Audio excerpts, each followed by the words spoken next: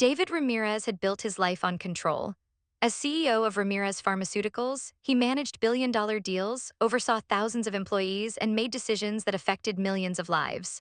But standing in the doorway of his daughter's bathroom that evening, he realized control was an illusion. "What are you doing to my daughter?" The words came out strangled, caught between rage and confusion. His 8-year-old daughter Olivia sat in the bathtub, submerged in water that glowed an impossible shade of blue like liquid sapphire under the bathroom lights. But what froze David's blood wasn't the strange water, it was his daughter's face. She was laughing.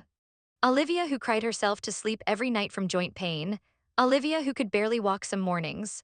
Olivia, who'd seen 17 specialists in 2 years with no answers. That Olivia was laughing, really laughing, for the first time in months. The maid, Faith, he remembered her name distantly, stood beside the tub with her sleeves rolled up, her hands wet and glowing faintly blue. She turned slowly when she heard his voice, and her expression wasn't guilty or afraid. It was calm, prepared, like she'd been waiting for this exact moment. "I'm saving her life," Faith said simply.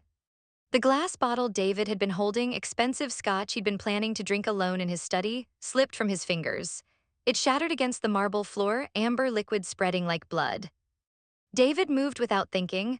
2 years of watching his daughter suffer, 2 years of doctors who couldn't help, 2 years of feeling helpless, and now this stranger was doing something to his child. His body slammed into Faith's before his mind caught up, driven by pure protective instinct. Faith stumbled backward, catching herself on the sink. A sharp edge caught her hand, and blood welled up instantly, mixing with the blue residue on her skin and creating an odd purple color. "Daddy, stop." Olivia's scream cut through everything, the rage, the fear, the confusion. David froze mid-motion, his hand raised. "She makes it stop hurting, Daddy. Please don't hurt her."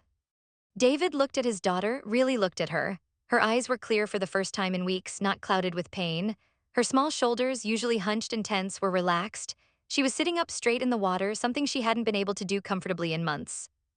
"Get out of my house." His voice came out shaking, but he couldn't stop it. "Now." Faith pressed her bleeding hand against her shirt and met his eyes. There was no fear in her gaze. Instead, David saw something worse: pity. Deep, genuine pity that made him feel like he was the one who didn't understand what was happening in his own home. "Your wife asked me to come," Faith said quietly, her voice barely above a whisper, "before she died." The words hit David like a physical blow. Catherine, his wife, had been gone for 8 months, taken by the same autoimmune disease that now seemed to be claiming their daughter.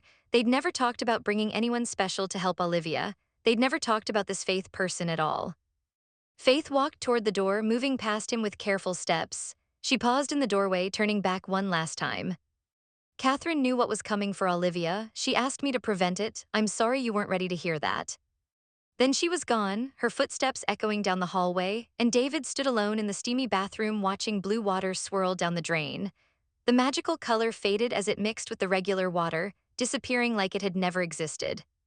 Olivia's sobs brought him back. She was crying now, really crying, in a way she hadn't even cried when her mother died.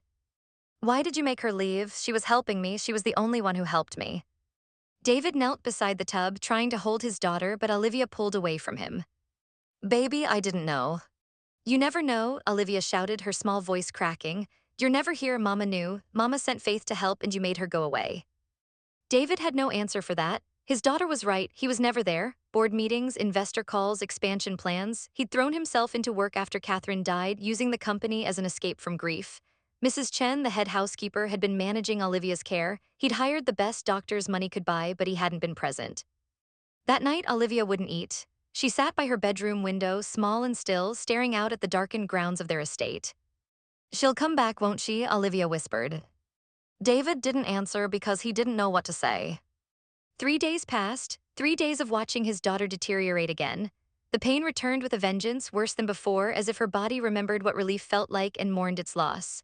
Olivia stopped talking, stopped eating, just sat by that window waiting for someone who wasn't Kami. "NG back." David tried everything. He called Dr. Harrison, Olivia's primary specialist, and demanded to know what the blue water could have been. The doctor dismissed it as a placebo effect, possibly dangerous minerals that could cause toxicity. He advised keeping Olivia away from untrained individuals practicing folk medicine. But David couldn't shake the image of his daughter's face in that bathtub, genuinely pain-free for the first time in years. On the 4th day, unable to sleep, David found himself in Catherine's office. He'd locked the door after her funeral and hadn't opened it since. 8 months of dust covered everything: her desk, her medical textbooks, the photographs on the wall. He didn't know what he was looking for. Answers, maybe. Some explanation for why his wife would send a stranger to their home without telling him. Some clue about who Faith Abraham really was. The first box contained nursing school materials. Seattle University, 2014. David had met Catherine in 2016, so this was from before his time. He'd known she studied nursing in Seattle, but they'd never talked much about those years. She'd seemed to want to leave that part of her life behind. The second box held journals, pages and pages of Catherine's neat handwriting. Medical research notes, chemical formulas, sketches of molecular structures. She'd been obsessed with alternative treatments, natural healing protocols, mineral therapy. David had known about her interest in holistic medicine. She'd mentioned it occasionally, usually when disagreeing with Dr. Harrison's pharmaceutical approach. But he hadn't realized the depth of her research. Then he found the folder. It was thin manila with one word written on the tab in Catherine's handwriting: face. David's hands trembled as he opened it. Inside was a contract, egg donation agreement dated February 2017, Faith Abraham, age 23, compensation $8,000.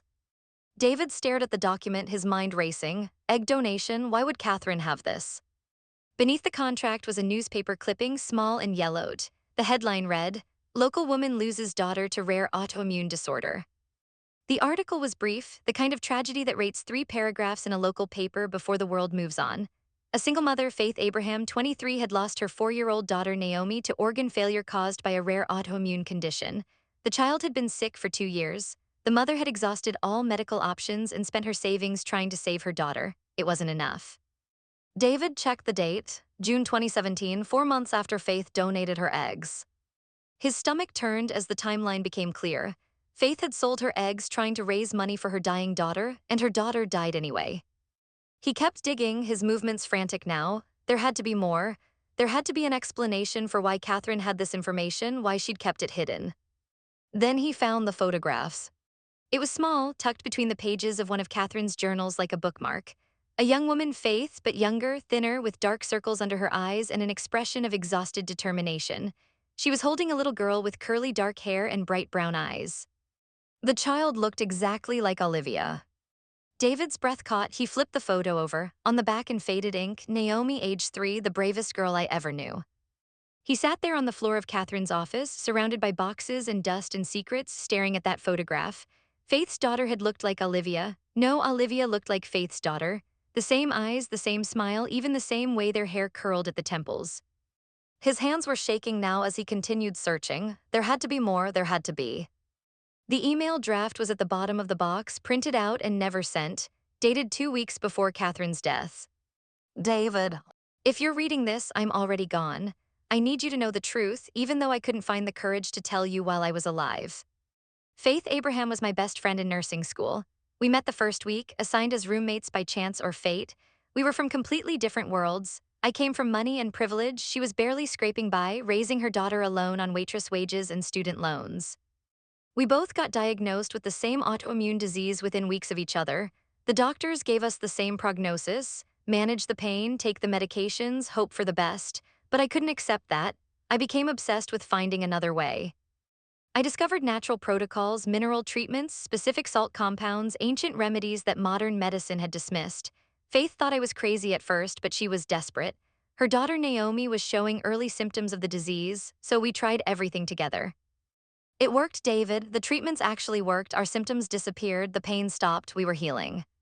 But the treatments were expensive. Special minerals, rare salts, supplements that insurance didn't cover. I could afford them. My trust fund covered everything.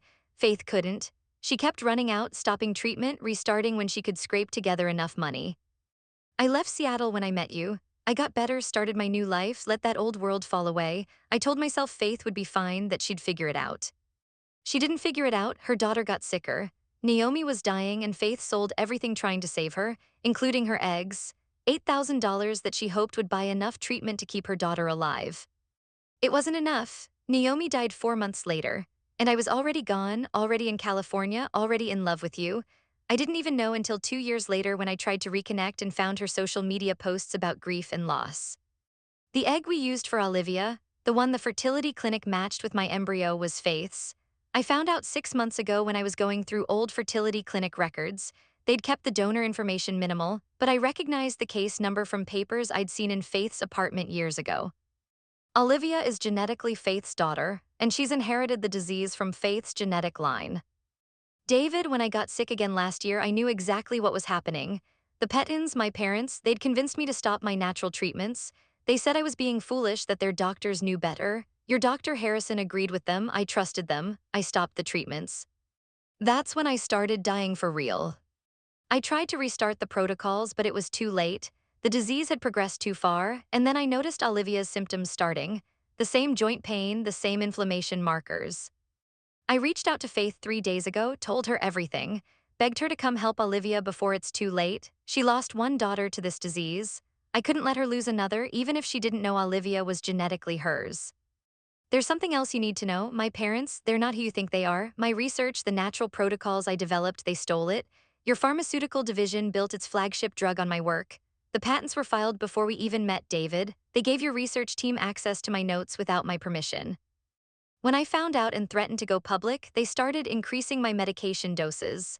Dr. Harrison reports to them, not to you. They're the majority shareholders in your pharmaceutical division. They've been controlling everything.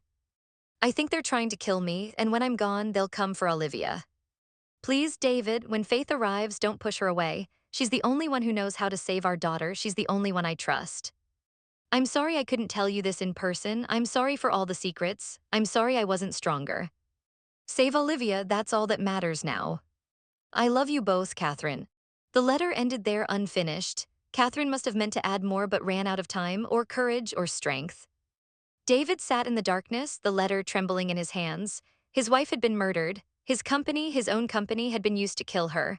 The daughter he loved was genetically related to a woman he'd just fired and thrown out of his home, and the people responsible were Catherine's own parents. His in-laws, the Pettins, Robert and Diane Pettin, with their old money and political connections and charming smiles at family dinners, they'd killed their own daughter.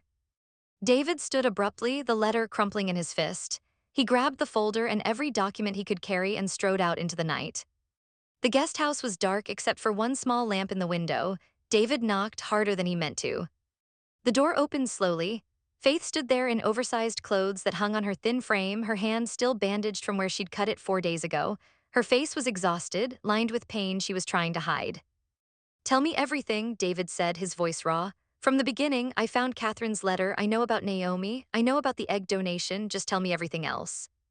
Faith looked at him for a long moment, something shifting in her expression. Then she stepped aside. You'd better come in. Faith made tea neither of them drank. They sat across from each other at the small kitchen table, the folder between them, and she told him everything. Catherine and I met the first week of nursing school, Faith began. We were assigned as roommates. Everyone thought it was a mistake. I was barely scraping by on financial aid and student loans, working double shifts at a diner to support Naomi. Catherine came from money, the kind of money where you don't even think about what things cost, but she never made me feel small about it. Faith wrapped her hands around her teacup, not for warmth but for something to hold on to.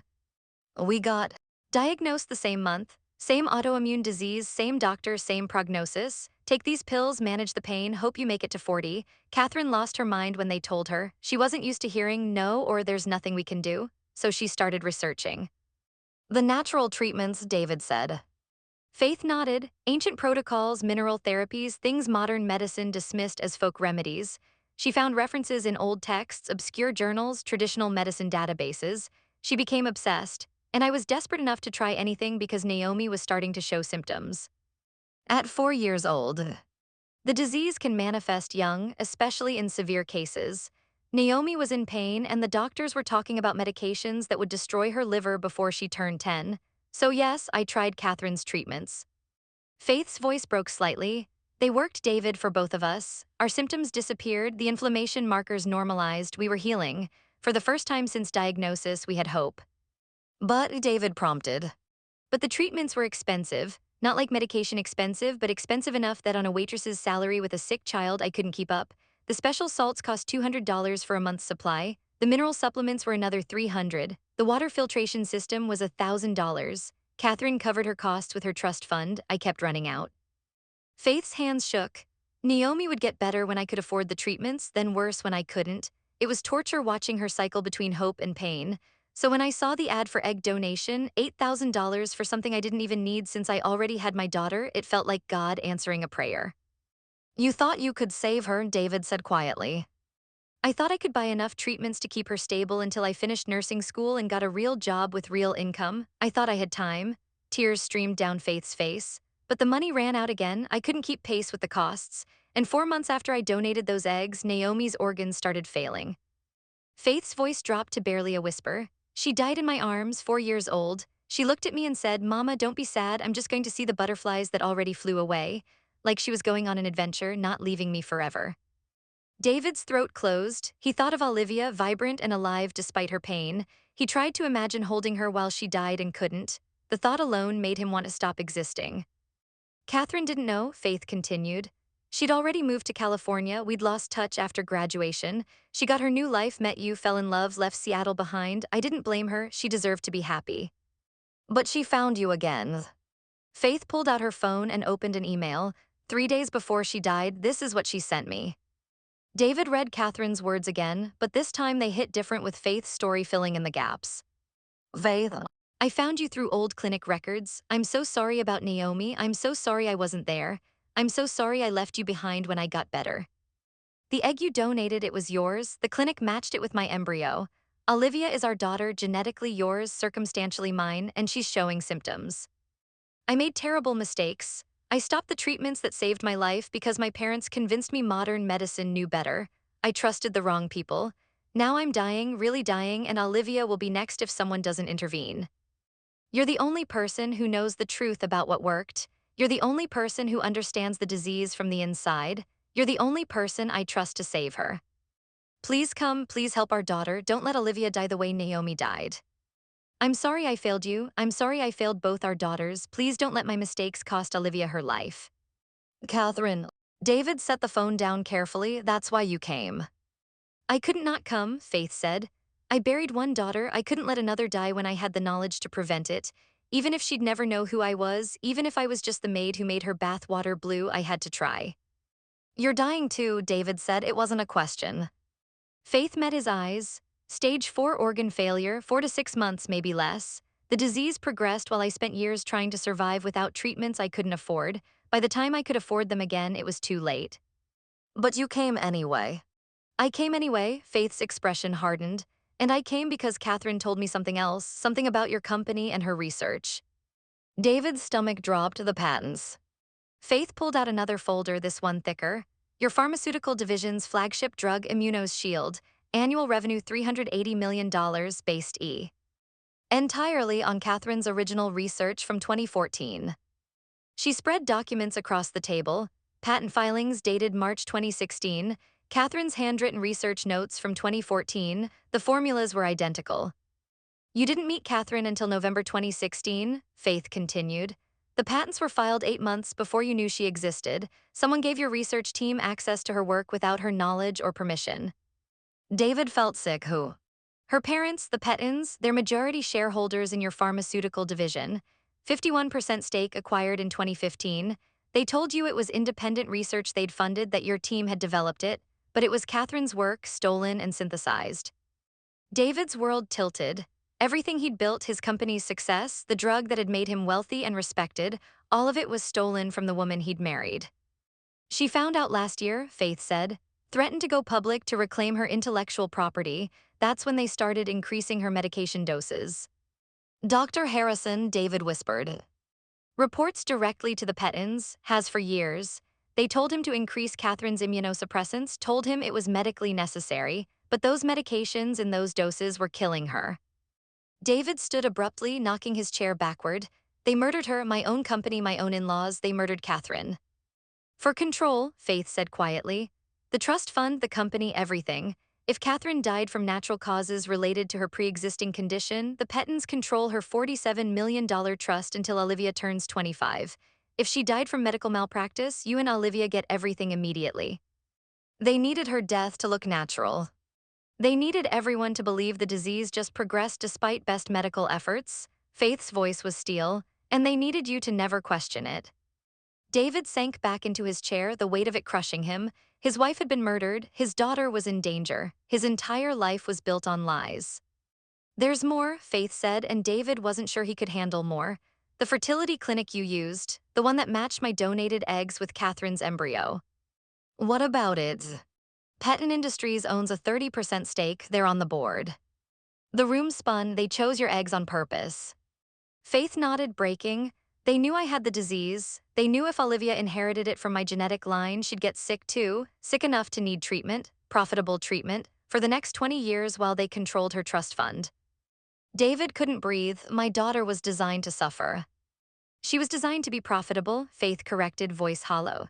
A lifetime patient for Immuno's Shield, the drug built on her mother's stolen research. It's elegant, really, evil but elegant. They sat in silence, both drowning in the enormity of what had been done. Then Faith's phone buzzed. She looked at the screen and her face went white. What is it? David demanded. She turned the phone toward him. A text from an unknown number. Stop digging or the child loses both of you. Attached was a photo. Olivia in the garden that afternoon, playing with her dolls, taken from outside the estate walls. Someone had been watching. David called his head of security immediately. I need armed guards on the property, now, and someone watching Olivia every second. He hung up and looked at Faith. You're staying here in the main house where I can keep you safe. David. No arguments, they've already threatened you once. He gestured at her bandaged hand. I won't let them hurt you again. Faith looked like she wanted to argue, but a sharp pain crossed her face and she winced. David saw how pale she was, how she held herself carefully like everything hurt. Come on, he said more gently. I'll have Mrs. Chen set up the guest room next to Olivia's. They walked back to the main house in silence. David's mind raced, trying to plan, trying to see the next move. The Pettons wouldn't stop. They'd already killed once. They'd already threatened his daughter. His phone rang, unknown number. David answered. David, this is Robert Petton. The voice was cold, familiar, the same voice that had called him son at Catherine's funeral. We need to talk about our granddaughter. You're never getting near her, David said. I'm afraid that's not your decision to make. We've filed for emergency custody. You'll be served papers tomorrow morning. David's blood went cold. On what grounds? Child endangerment, hiring unvetted staff with access to our granddaughter, allowing medical treatment from unqualified individuals, refusing proper medical care recommended by licensed physicians. Robert's voice was calm, reasonable, the voice of a concerned grandparent. We're worried about Olivia's safety, David. Surely you can understand that. You're the ones who. Careful. Robert interrupted. This is being recorded. We'll see you in court. The line went dead. David looked at Faith. They're suing for custody. Faith closed her eyes. Of course they are. What do we do?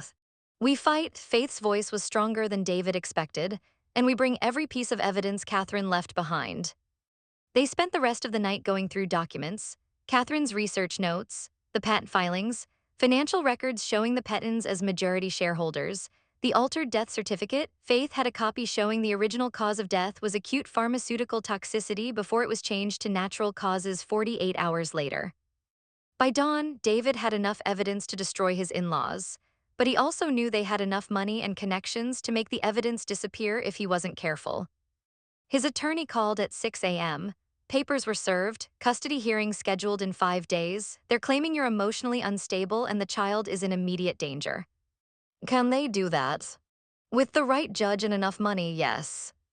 David hung up. 5 days. He had 5 days to protect his daughter from people who'd killed their own child to protect their fortune. Faith appeared in the doorway, already dressed despite the early hour. We need to go public.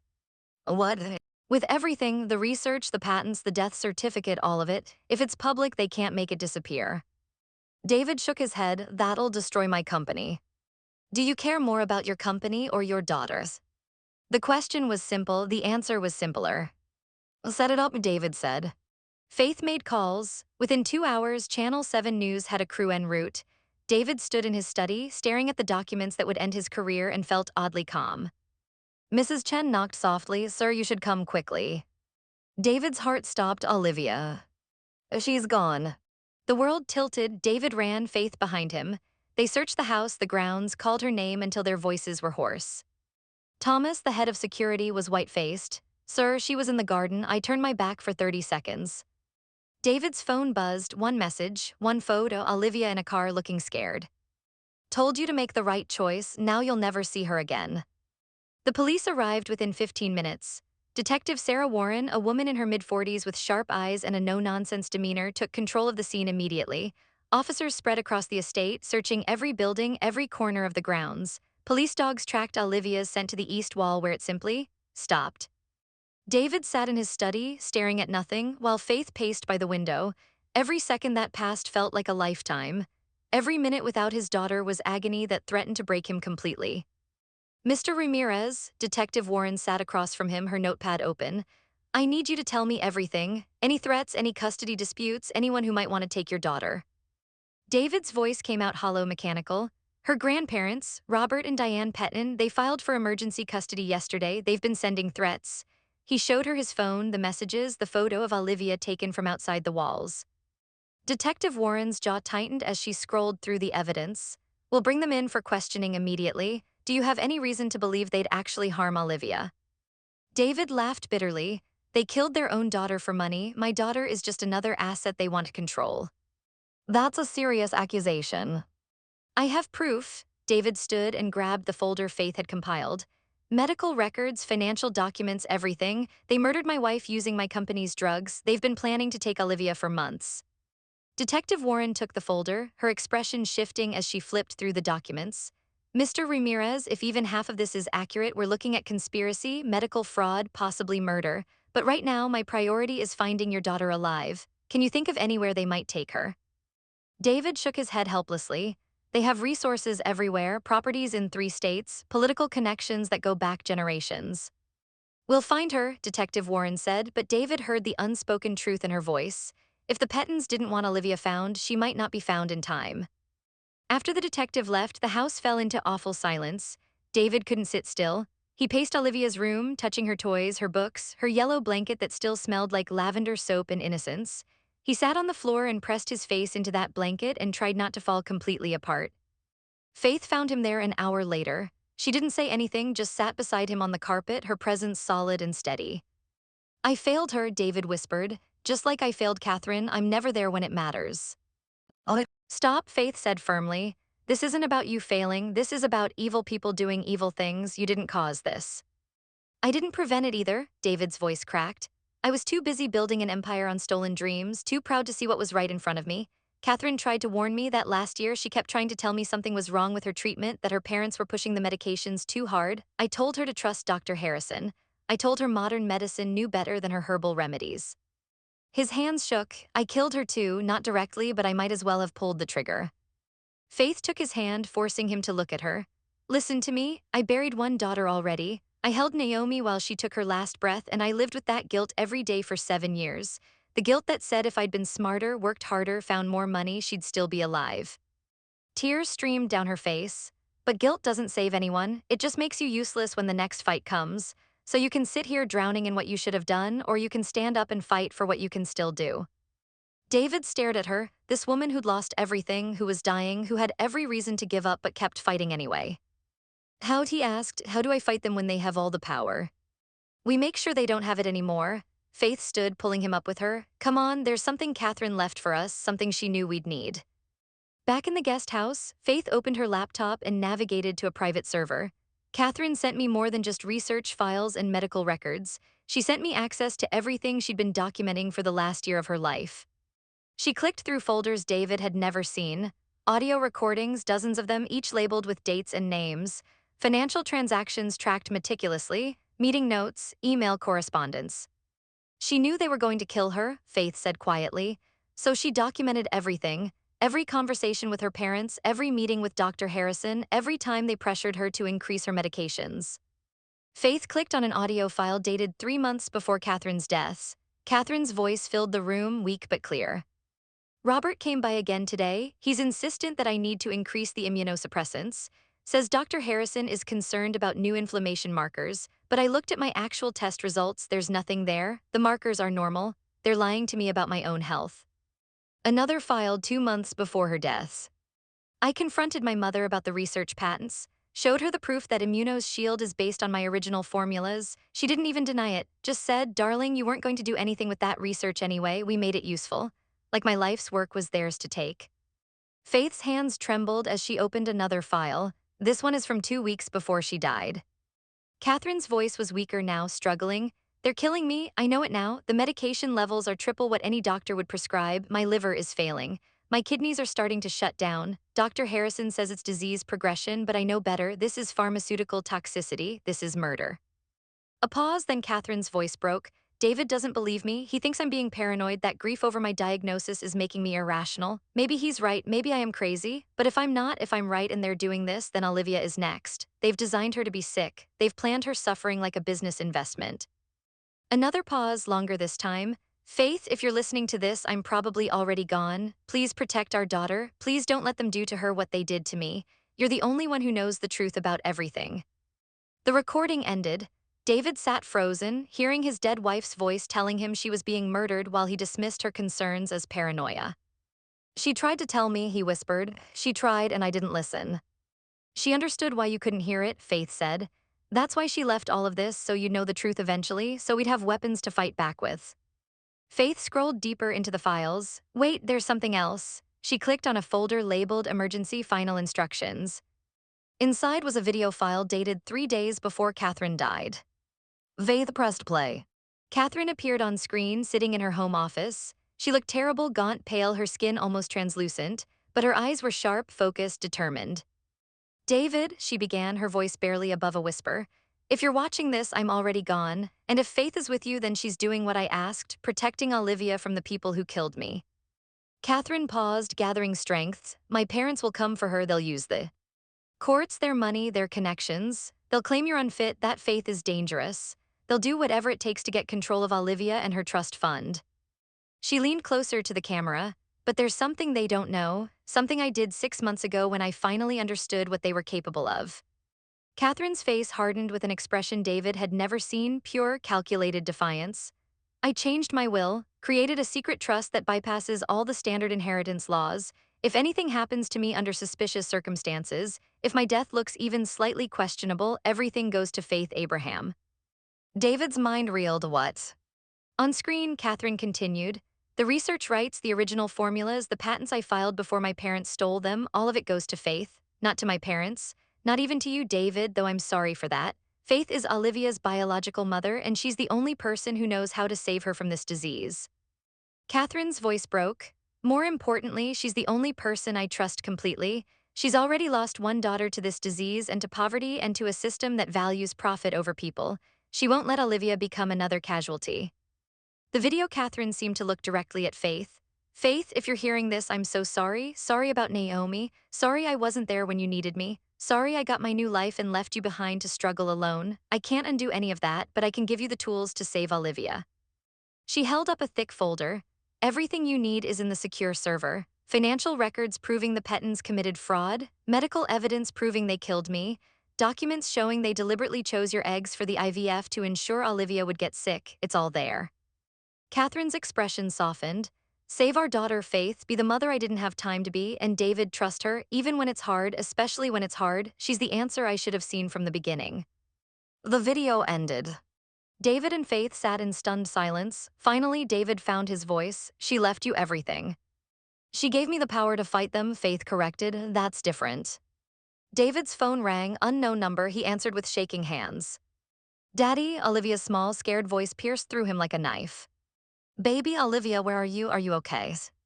I'm scared, Olivia's voice trembled. Grandma and Grandpa took me. They said you didn't want me anymore, that you were sending me away because I'm too sick. That's not true, sweetheart. That's not true at all. I'm coming for you. Robert Petton's cold voice cut in. Hello, David. I assume you've noticed your daughter is no longer at the estate. And if you hurt her? We would never hurt our granddaughter. Unlike you, we actually care about her well-being. Robert's tone was pleasant, conversational, which somehow made it more terrifying, but we do need to have a serious discussion about her care. Let me talk to her again. Here are your options, Robert continued as if David hadn't spoken. 1. You drop the custody fight immediately, fire Faith Abraham, sign over medical decision-making authority to us, agree to let us manage Olivia's treatment going forward. Never. Option 2, Robert's voice hardened. You never see your daughter again. We have resources you can't imagine, David. Friends and places you've never heard of. If we want Olivia to disappear, she'll disappear. Legally, completely, permanently. David's vision blurred with rage and terror. You can't. We can, we will. You have 12 hours to decide. The line went dead. David looked at Faith, his hands shaking so badly he almost dropped the phone. They have her. They're threatening to make her disappear if I don't give up custody. Faith's face had gone pale, but her voice was steel. Then we don't wait for them to make good on that threat, we find her first. How they could have taken her anywhere. Faith was already dialing, I'm calling in a favor. From who? Someone who owes me, someone very good at finding things people want to keep hidden. The line connected, a man's voice deep and cautious, Faith Abraham, it's been 7 years. Marcus, I need you, a child's life is at stake. Where are you? Faith gave the address, how fast can you get here? I'm in San Francisco, give me 2 hours. Marcus Chen arrived in 90 minutes. He was in his 50s, Asian American, with silver-streaked hair and the bearing of someone who'd seen too much but kept looking anyway. He carried a laptop bag and an expression of grim determination. Show me everything, he said without preamble. Faith and David laid it all out. The trust fund, the pharmaceutical patents, the altered death certificate, the fertility clinic records, the financial fraud, the custody battle, and now Olivia's kidnapping. Marcus worked in silence, his fingers flying across his lap. Op keyboard, he was a forensic accountant, Faith explained quietly, one who'd helped her navigate medical bills and insurance fraud during Naomi's illness. He'd tried to save Faith from financial ruin. It hadn't been enough, but he'd tried. After an hour of intense work, Marcus looked up. This is bigger than custody. This is organized fraud, medical malpractice, conspiracy to commit murder, kidnapping. We're talking decades in federal prison if proven.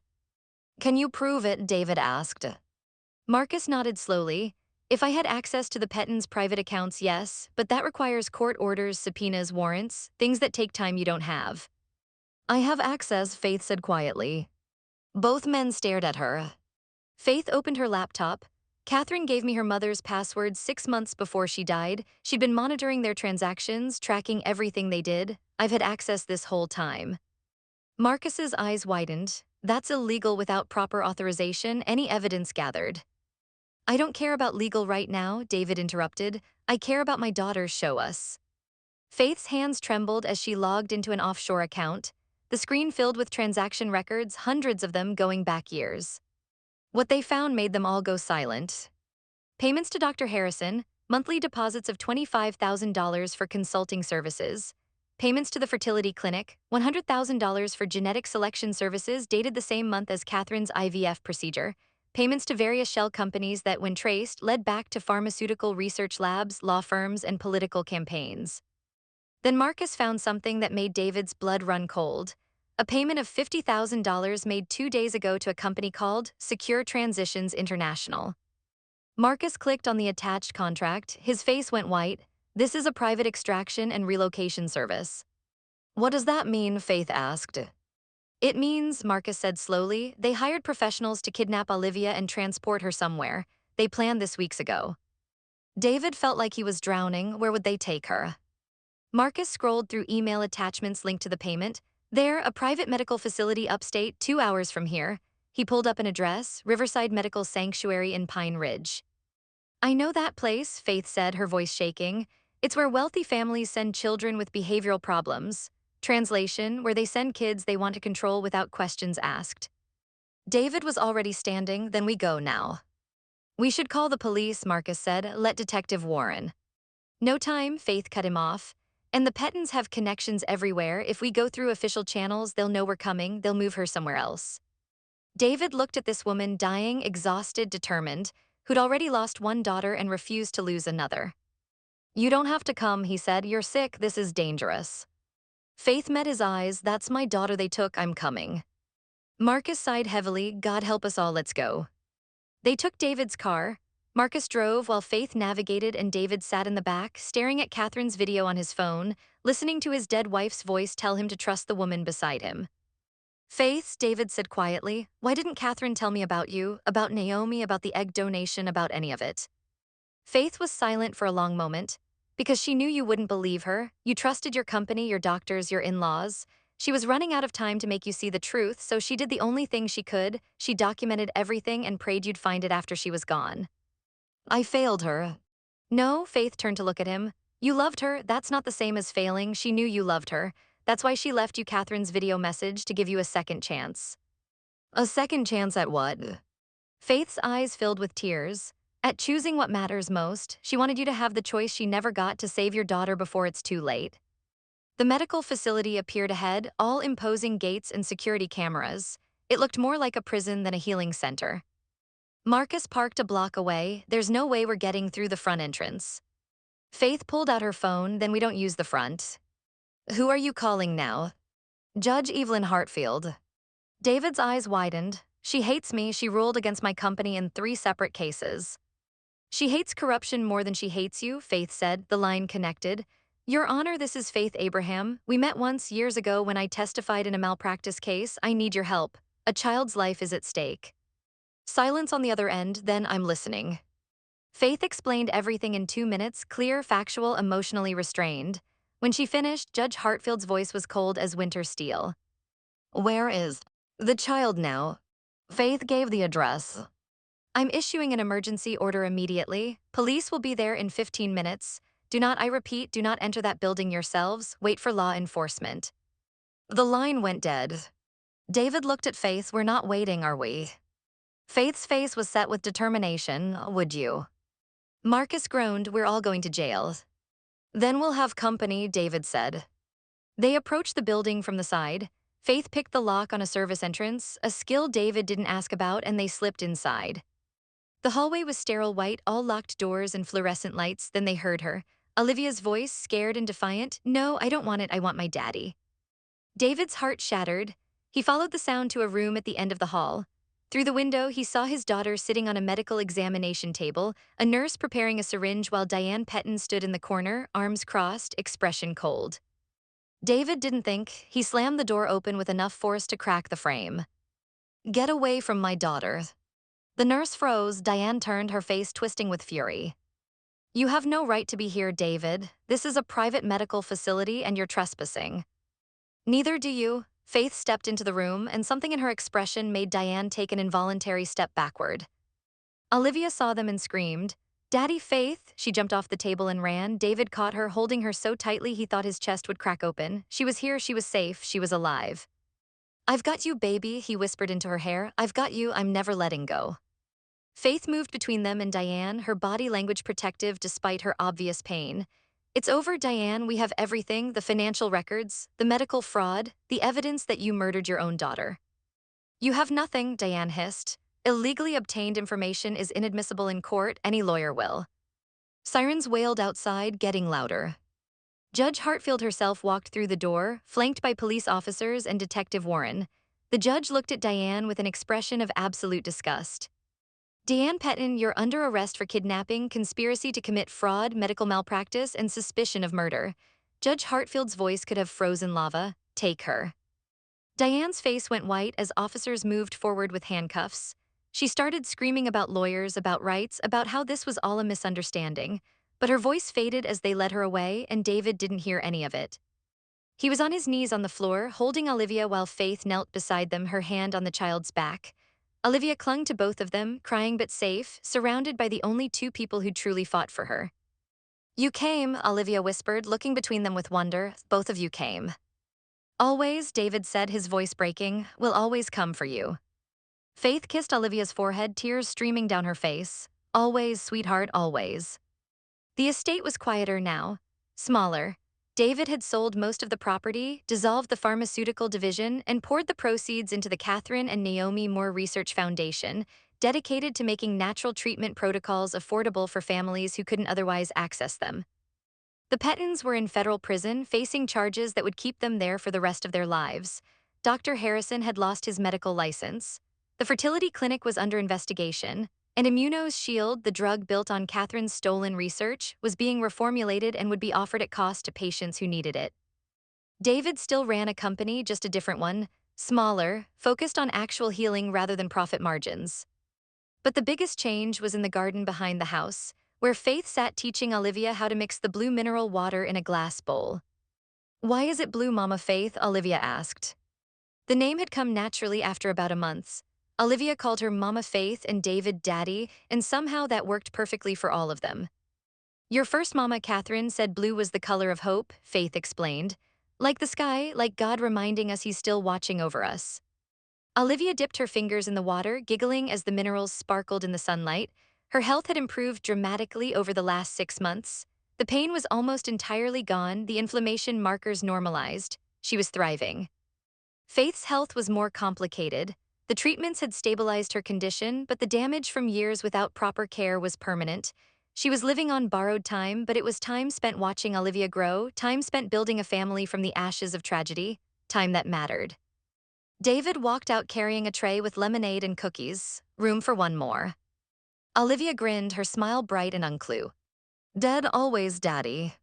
He sat beside them, and for the first time in longer than he could remember, the weight on his chest felt manageable.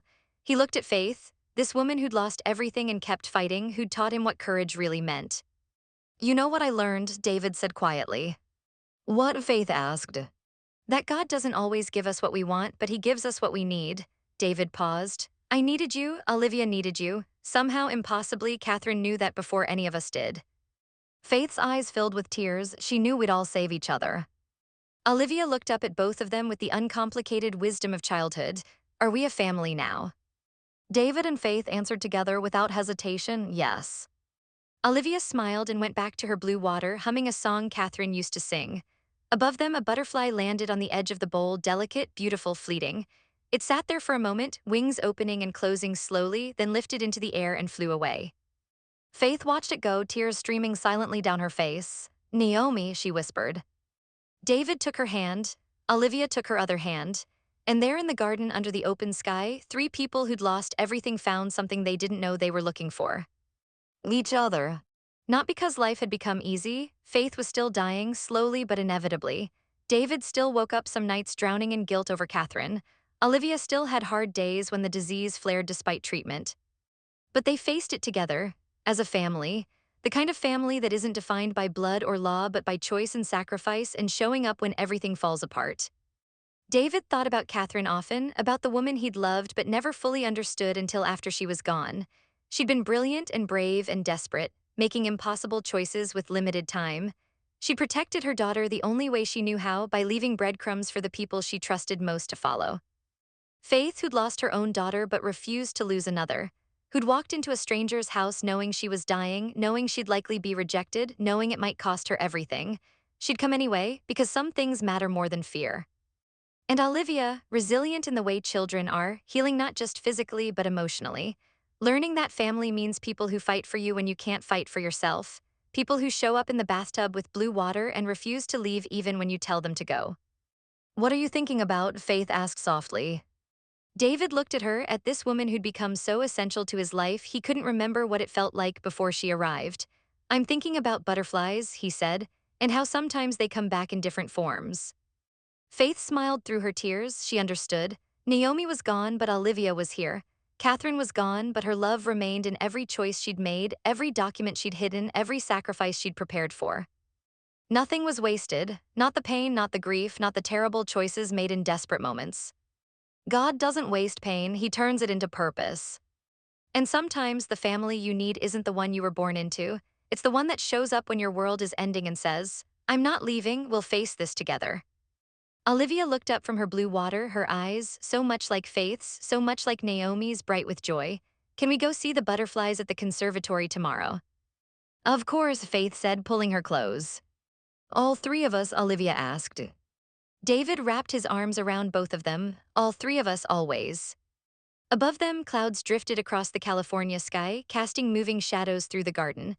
The blue water in Olivia's bowl caught the light, sparkling like sapphires, like hope, like the promise that even when everything falls apart, sometimes you find exactly what you need in the ruins. Sometimes you find family, sometimes you find purpose, sometimes you find that the stranger who shows up in your darkest hour isn't a stranger at all. She's the answer to a prayer you didn't know how to pray.